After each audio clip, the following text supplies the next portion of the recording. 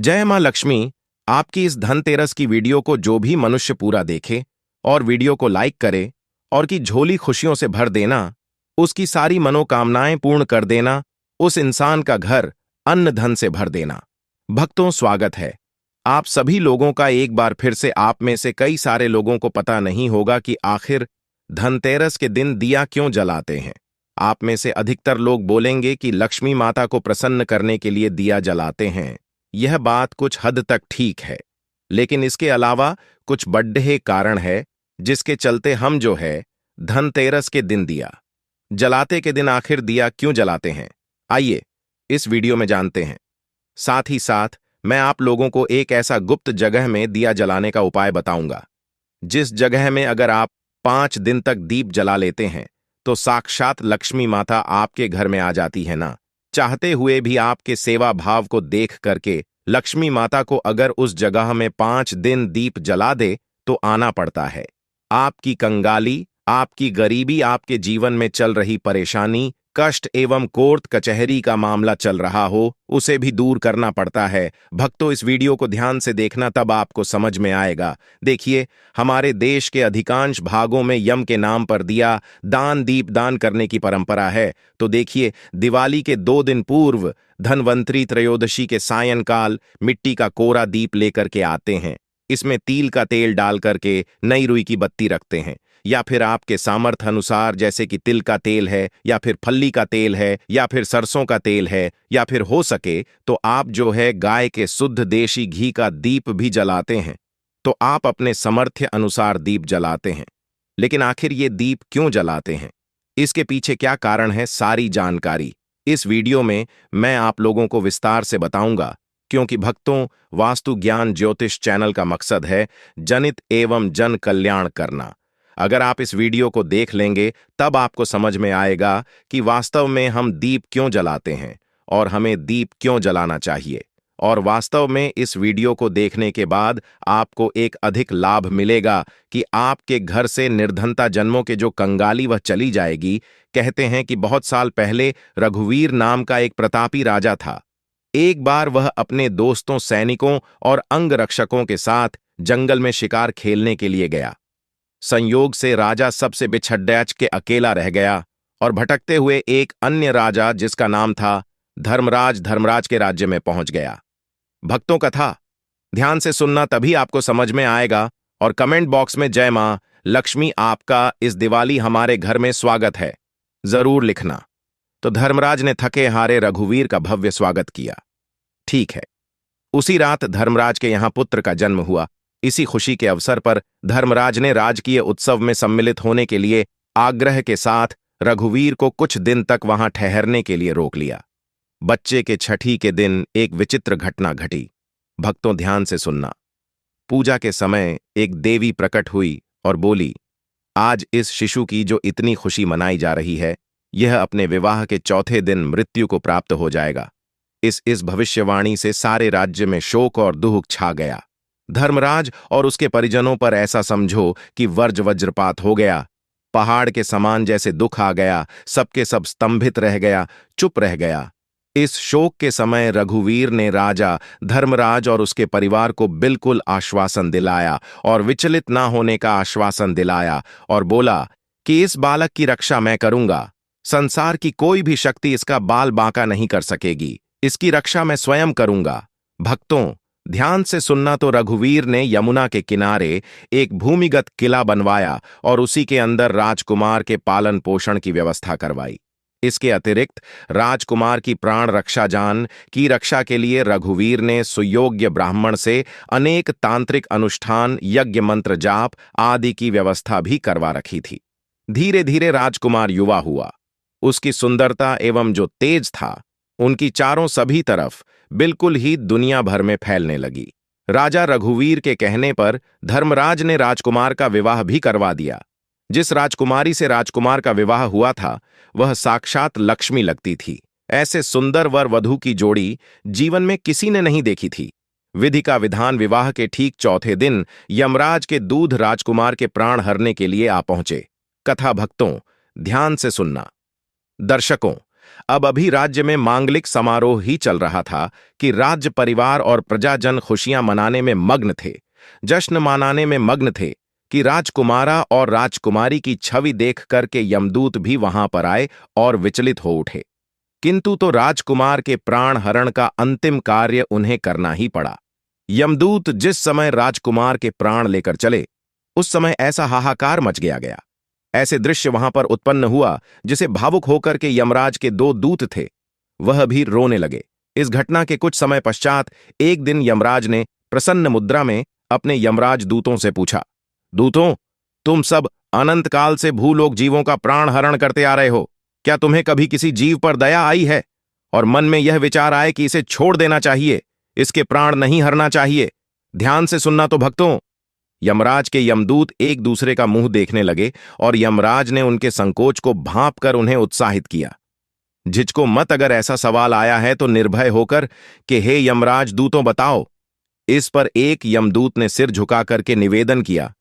यमराज से मृत्यु की देवता यमराज से बोले कि ऐसे प्रसंग तो कम ही आते हैं स्वामी, किंतु एक घटना अवश्य हुई है जिसकी स्मृति मुझे आज भी विचलित कर देती है। यह कहते हुए जो यमराज के यमदूत थे, उन्होंने यमराज के पुत्र के प्राण हरण की संपूर्ण घटना यमराज को बताई। इस दुखद घटना से यमराज भी प्रचलित हो उठे और इस लक्ष्य करके ध्यान से सुनना, इसके लक्ष्य करके दूध बोला कि यमराज, क्या कोई ऐसा उपाय नहीं जिस उपाय से अकाल मृत्यु से प्राणियों को छुटकारा मिल जाए और मृत्यु की देवता यमराज जो प्राण हरते हैं इनसे बचा जा सके? तो इस पर यमराज ने कहा, जीवन और मृत्यु ये सृष्टि का अटल नियम है, परम सत्य है तथा इसे बदला नहीं जा सकता। किंतु यमराज ने कहा कि धनतेरस को पूरे दिन का व्रत और यमुना में स्नान कर धनवंतरी और यमराज का पूजन दर्शन अकाल मृत्यु से बचाव कर सकता है। लेकिन यदि यह संभव ना हो तो भी संध्या के समय घर के प्रवेश द्वार पर यमराज के नाम का एक दीप प्रज्वलित जरूर करना चाहिए। इसे अकाल मृत्यु और रोग से मुक्ति प्राप्त किया जा सकता है।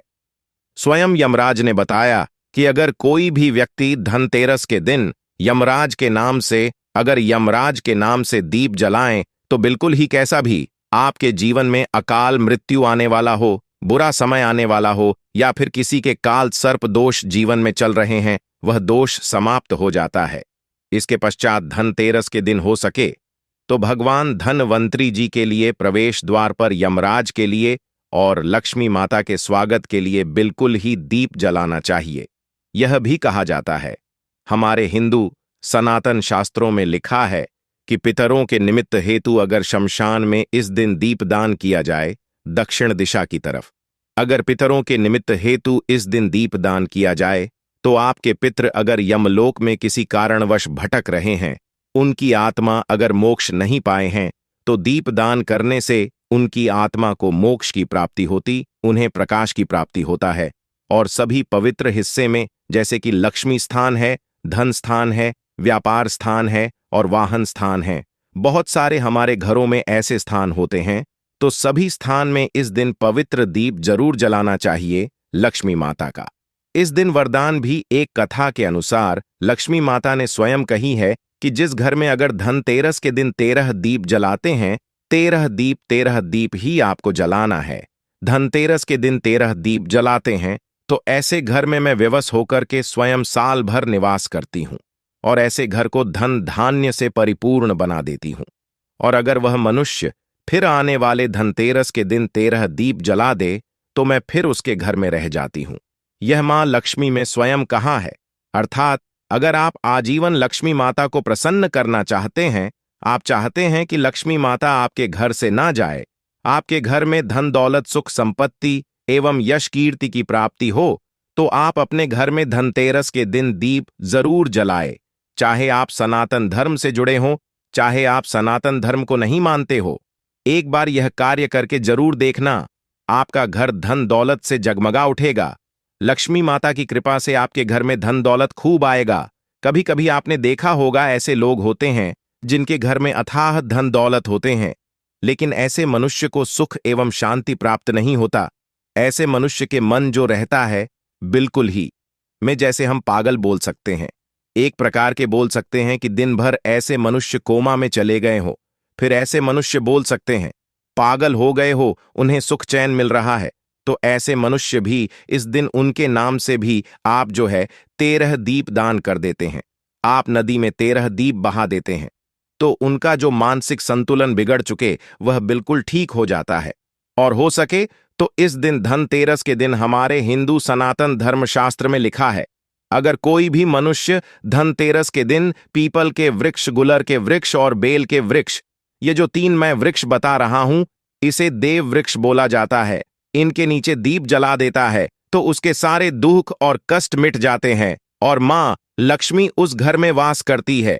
और आप जो है गुलर पेड़ के नीचे में या फिर आप जो है बेल के वृक्ष के नीचे में दीप जरूर जलाए। हमारे हिंदू सनातन धर्म शास्त्रों में लिखा है, जो मनुष्य बेल के नीचे में संध्या काल में दीप जलाते हैं, धनतेरस से लेकर के आपको भाई दूज तक 5 दिन जलाना होता है।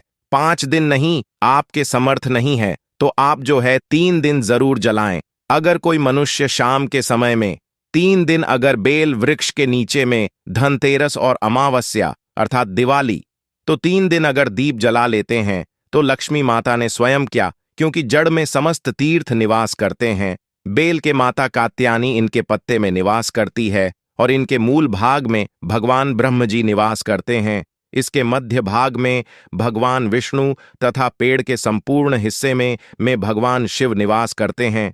बेल के वृक्ष माता पार्वती और लक्ष्मी माता के स्वरूप कहे गए हैं और ये साक्षात भगवान शिव को इनके पत्ते चढ़ते हैं, समस्त देवी देवताओं को चढ़ते हैं। बेल के वृक्ष को छूने मात्र से मनुष्य के पाप का समापन हो जाता है, तो 3 दिन लगातार आपको बेल के वृक्ष को छूना है, धनतेरस के दिन, 14 के दिन, और आपको छूना है दिवाली के दिन। कैसा भी आपके जीवन में, कैसा भी आपके शरीर में दोष चल रहा है, आपके जीवन में कठिनाई चल रही है, वो सारे कठिनाई दूर हो जाती है।